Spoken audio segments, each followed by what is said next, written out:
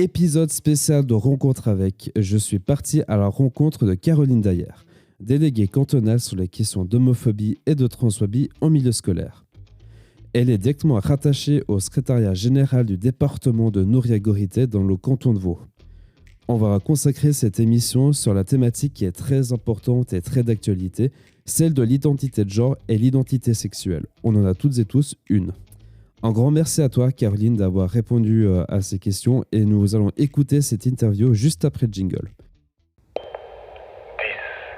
9, 8, 7, 6, 5, 4, 3, 2,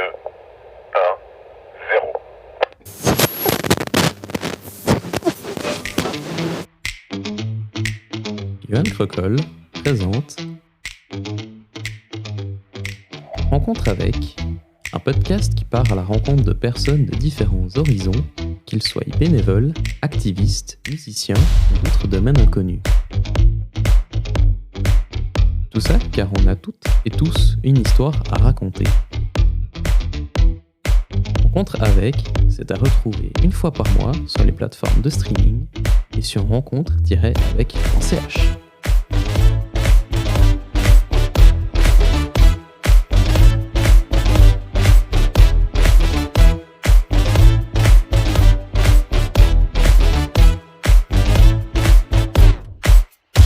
Salut Caroline. Salut Johan. Merci d'avoir accepté mon invitation. Ce podcast fait également partie de mon projet personnel de mon TPA pour cette fin d'année scolaire qui traite de comment lutter l'homophobie et la transphobie en milieu scolaire. En fait, en préambule de cet entretien que j'ai avec toi, tous les témoignages sont anonymes et ont été rédigés en sorte qu'on ne reconnaisse pas leur identité. C'est important de le souligner avant de commencer l'entretien.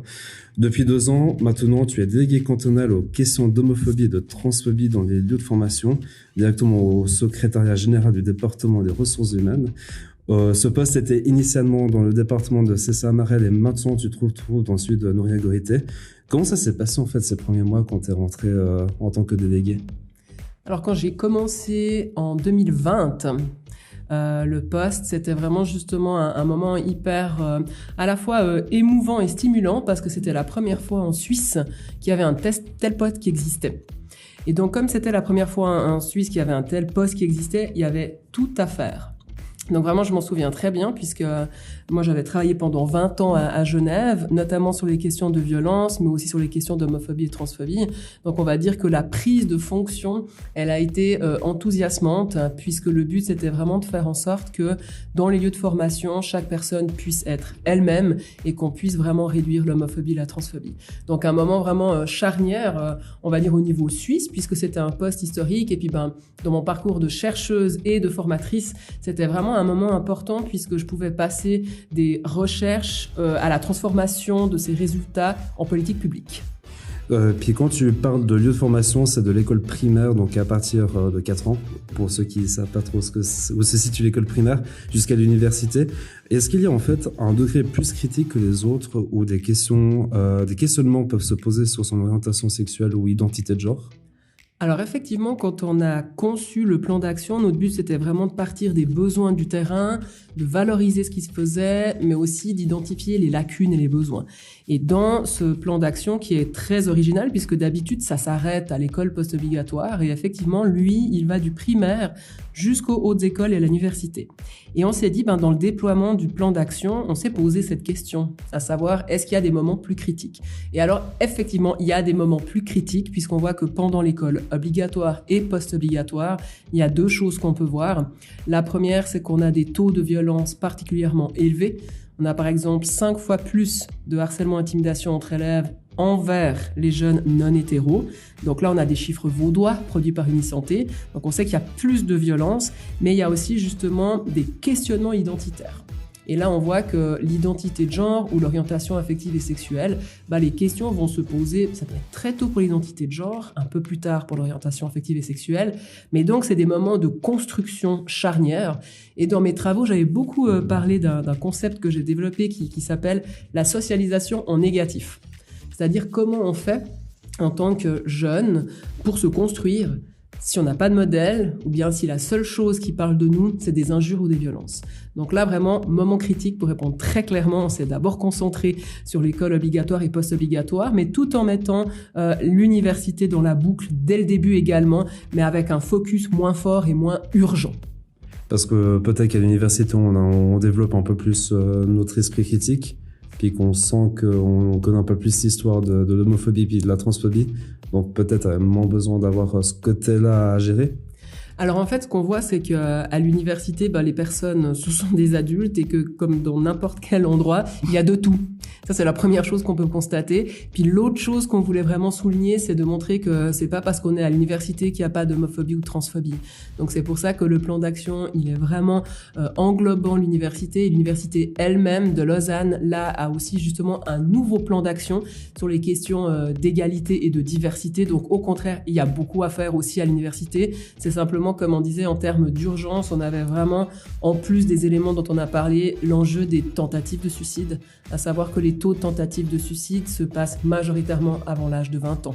Donc vraiment, c'était l'articulation de ces éléments qui nous a fait d'abord nous centrer sur ces éléments-là, tout en sachant que l'université, donc, c'est un lieu de formation, mais c'est aussi un lieu de travail, et le monde du travail n'échappe pas à la question de l'homophobie et de la transphobie. En 2020, tu as dit dans le cadre de la matinale sur la RTS que le canton de Vaud était le premier à avoir un poste aussi clair. Est-ce que maintenant on peut dire que les autres cantons ont aussi endossé ce même pas que le canton de Vaud ? Alors, le canton de Vaud, en dehors du poste qui est sur les lieux de formation, a aussi justement un autre poste de délégué cantonal aux questions LGBTIQ. Donc ça veut dire qu'on est en train de déployer une politique vaudoise LGBTIQ, mais vraiment transversale et globale. Et alors ça, c'est très clair qu'il n'y a aucun autre canton qui est en train justement d'avoir une telle articulation en termes de politique publique. Ça ne veut pas dire qu'il n'y a rien qui se fait, mais en tout cas, de cette manière-là, avec des lignes institutionnelles aussi claires, c'est pas le cas.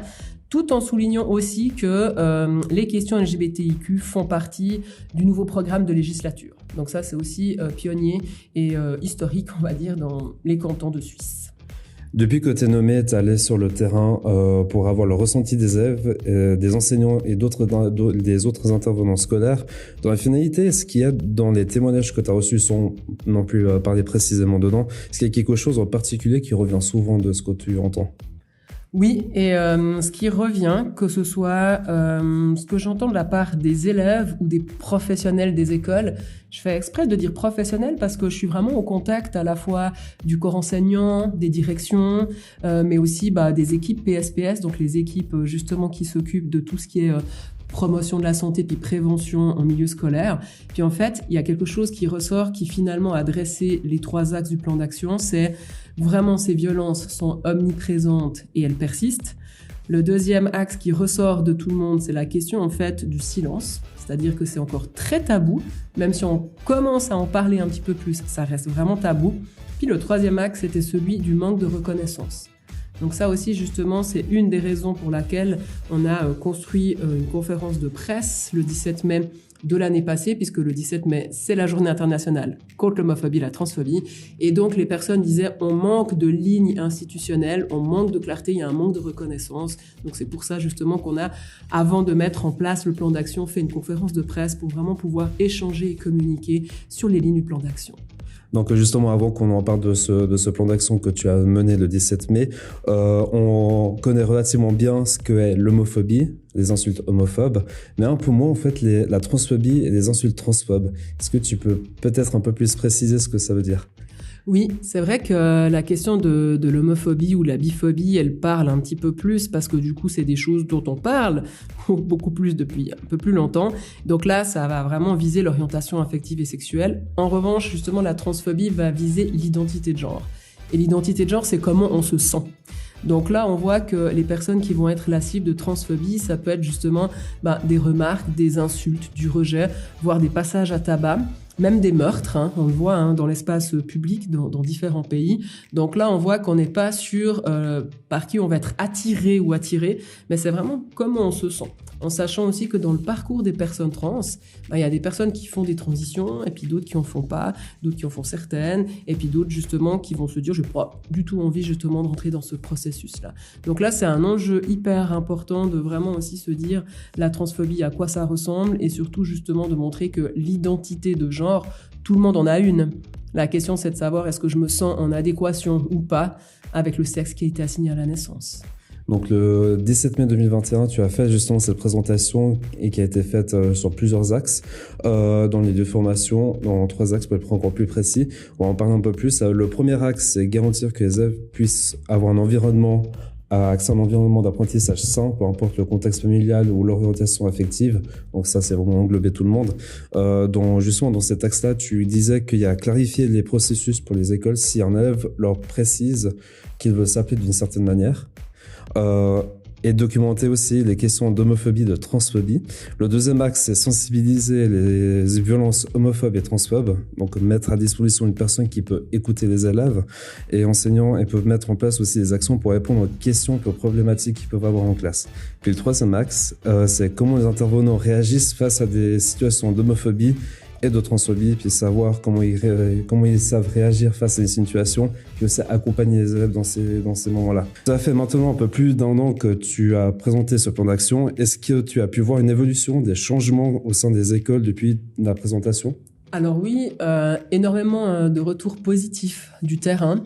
Et puis je tiens aussi à souligner que le plan d'action, en fait, on a mis du temps à le confectionner. Et puis on était plusieurs, puisqu'il y avait à la fois le secrétariat général, il y avait aussi les directions générales, il y avait aussi les partenariats avec du coup les ensembles des partenaires avec qui on travaille. Il y a aussi justement eu une implication des syndicats, de l'association des parents d'élèves du canton de Vaud. Donc, avant de commencer à dire mais que dit le terrain, hyper important justement de mettre en évidence qu'il y a eu une large consultation pour pouvoir justement le construire. Que tu n'étais pas toute seule en fait là-dedans. Mais vraiment pas. C'est pour ça justement que c'est une dimension collective. Moi, je suis déléguée, c'est-à-dire que justement on va dire je le prends en charge et puis je le déploie et que je suis une personne de référence. Mais vraiment c'est une histoire collective, à la fois dans sa confection et le but c'était d'être au plus proche du terrain. Donc les retours du terrain étaient les suivants, à savoir qu'enfin il y a une ligne claire. Deuxièmement aussi, il y avait des cadres juridiques qui étaient méconnus.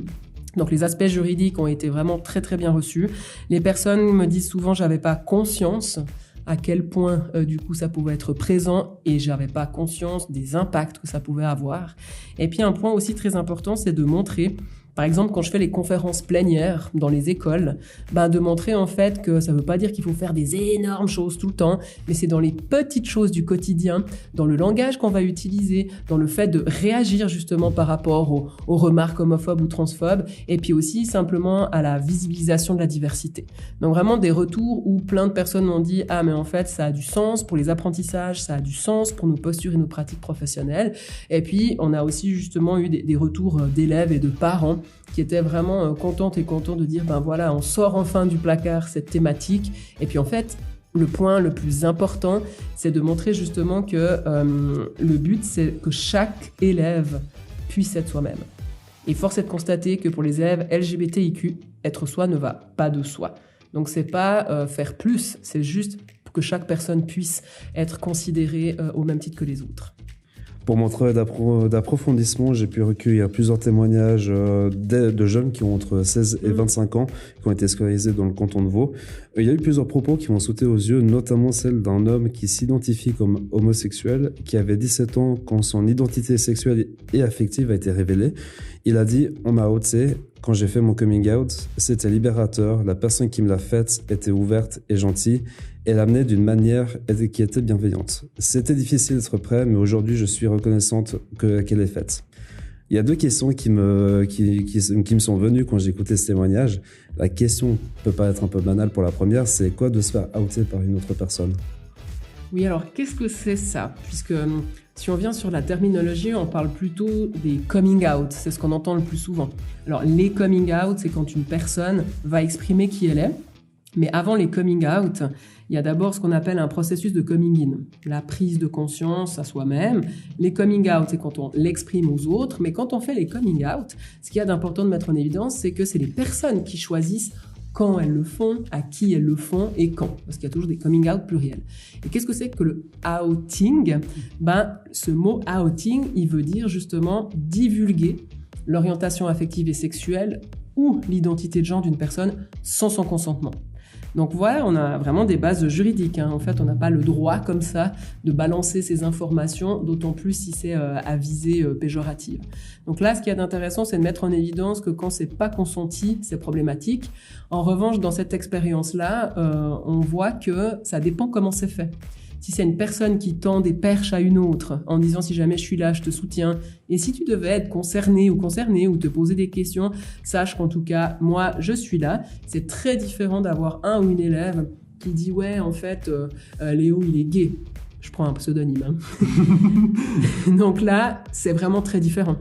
Et ce qu'on voit aussi dans ces situations-là, c'est que quand c'est pas choisi par la personne, c'est hyper compliqué. Et après, ça pose la question un petit peu plus loin, puisque très souvent encore, les jeunes craignent le retour de leurs parents, en fait. Que vont dire les parents? Parce que alors, la plupart du temps aussi, on peut mettre en évidence qu'il y a un énorme enjeu sur cette thématique, c'est qu'il n'y a pas forcément le soutien des parents. Donc là aussi, justement, les outings, on a eu un exemple aussi très concret où tout d'un coup, un élève gay, il était très bien avec son orientation affective et sexuelle, il y avait quelques amis et amies qui le savaient, puis tout d'un coup, en fait, des personnes l'ont outé auprès de ses parents. Donc là, on voit les dégâts que ça peut faire, parce que sans son consentement, on balance justement cette information, et là, du coup, c'est vraiment hyper problématique et très douloureux, parce que du coup, c'est pas choisi par la personne.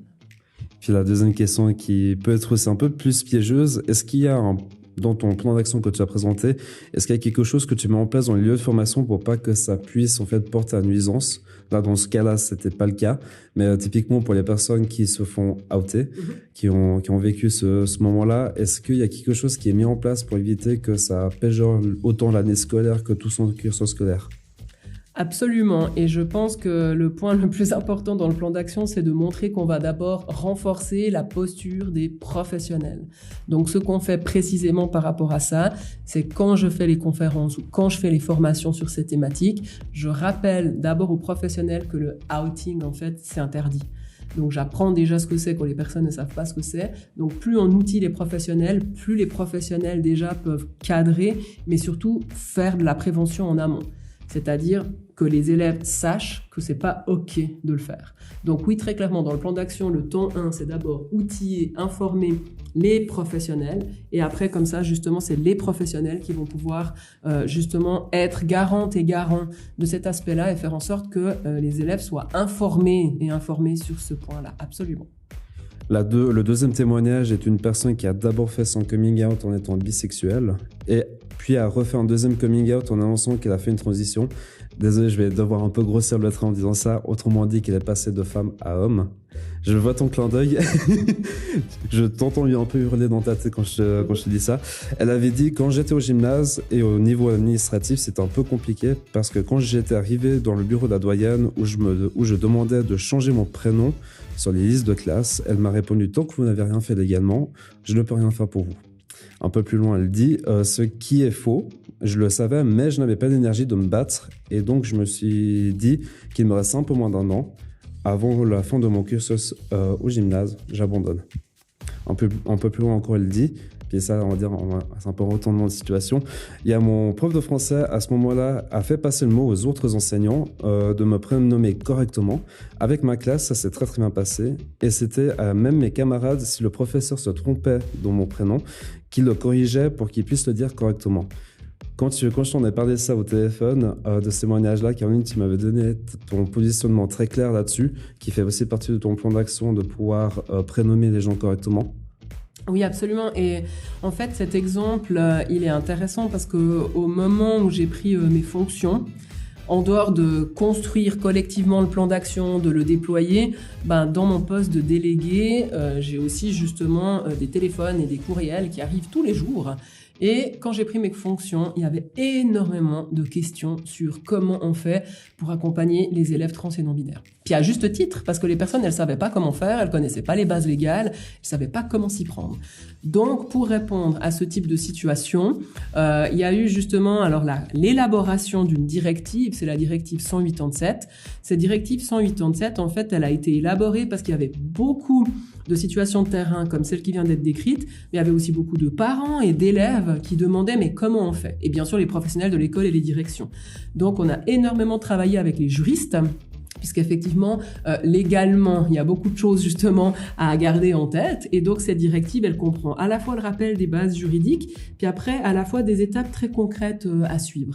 Donc, pour répondre à cette question, en effet, au niveau légal, à partir du moment où il y a la capacité de discernement chez les élèves, l'utilisation du prénom d'usage, c'est un droit. Il n'y a pas besoin du changement légal. Le seul endroit où il y a besoin du changement légal, ce sera dans les documents à portée juridique. Donc, dit autrement, admettons justement, je prends une personne là qui est au gymnase, 18 ans, dans une école professionnelle, vraiment, la personne a tout à fait le droit d'avoir son prénom d'usage sur sa liste de classe, sur son badge, sur son courriel. En revanche, tout ce qui est à portée juridique, on ne peut pas le faire sans le changement à l'état civil, c'est-à-dire par exemple le certificat. En revanche, si la personne fait ensuite le changement à l'état civil, elle peut tout à fait rendre le certificat et on va réimprimer un certificat avec le bon prénom d'usage. Donc cette situation, pour moi, elle est emblématique de ce que j'entendais quand j'ai pris mes fonctions. Et puis notre but, c'était à la fois de faire en sorte que les élèves sont souvent très pointus sur ces questions et connaissent ce qui est OK ou pas. Donc, de faire en sorte que ces élèves n'aient plus à porter sur leur épaule ce parcours de combattantes et de combattants. Puis, le deuxième objectif, c'était d'outiller les professionnels. Et là aussi, typiquement, cette directive 187, on a eu de très bons retours du terrain où les personnes, elles se disent « Ah oui, c'est de ça dont on parle et puis voilà comment on s'y prend ».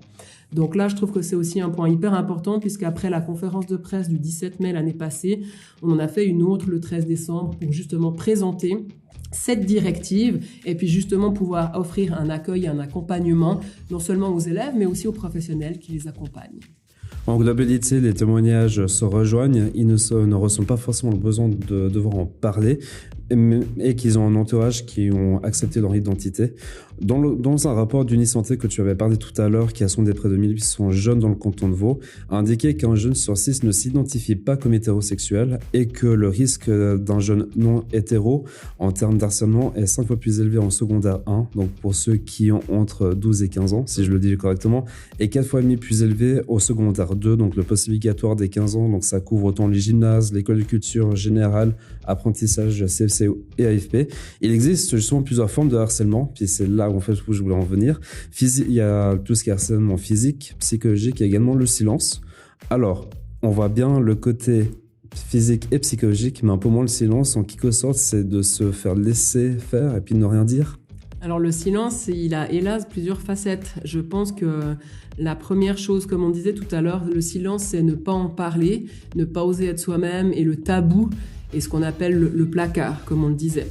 Et donc le but, c'est qu'on ait moins d'élèves qui doivent vivre dans le placard, parce que les élèves, quand je leur demande « mais pourquoi tu restes dans le placard ?» c'est en raison des violences, justement, et des formes de harcèlement. Donc il y a cette forme-là de silence. Puis alors, il y a une autre acception du silence, c'est le fait qu'il n'y ait pas de réaction face à l'homophobie et la transphobie. C'est-à-dire le silence ou le mutisme quand il y a des formes d'homophobie et de transphobie. Et ça, c'est ce qui marque le plus justement les élèves que je côtoie dans mes entretiens et mes recherches, puisque les personnes disent si les adultes vraiment nous répètent qu'on peut leur parler, mais si quand il y a des violences à caractère homophobe et transphobe, si la réponse qu'on a face à ces violences-là, c'est le silence, c'est-à-dire je ne fais rien, et là, en fait, les élèves disent bien sûr que je ne vais pas aller parler à ces adultes-là. Donc le silence, effectivement, c'est resté aussi mutique quand il y a ce type de violence. En revanche, ce qu'on voit quand j'interviewe les élèves disent que justement, à chaque fois que les professionnels bougent par rapport à des formes de violence homophobes et transphobes, ça change leur vie, en fait.